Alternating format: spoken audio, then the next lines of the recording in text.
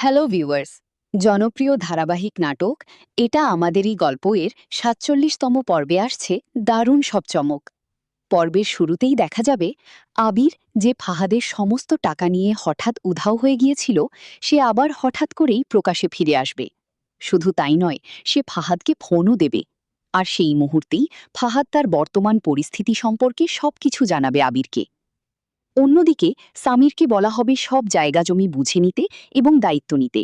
তাকে মনে করিয়ে দেওয়া হবে তার বাবা না থাকলে ভবিষ্যতে এই সমস্ত সম্পত্তির দেখাশোনা তাকেই করতে হবে, কারণ ফাহাদ নষ্ট হয়ে গেছে। এদিকে গল্পে আসবে এক আবেগঘন মোড়, যেখানে সামির তার মা বাবার সাথে সব অভিমান ভুলি আবার মিলিত হবে। এমনকি বাবার কাছেও সে ক্ষমা চাইবে, যা পুরো পর্বটিকে আরও বেশি হৃদয়স্পর্শী করে তুলবে।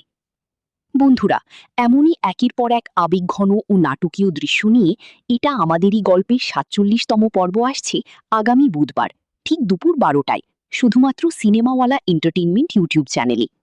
যারা এখনও আমাদের চ্যানেলের নতুন দর্শক, তারা অবশ্যই সাবস্ক্রাইব করে নোটিফিকেশন বেল অন করে রাখুন, যাতে পরবর্তী সকল আপডেট সবার আগে পৌঁছে যায় আপনার কাছে।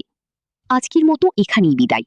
আবারও দেখা হবে নতুন কোনো রিভিউ বা আপডেট নিয়ে, ইনশাআল্লাহ। সবাই ভালো থাকুন, সুস্থ থাকুন। আল্লাহ হাফিজ।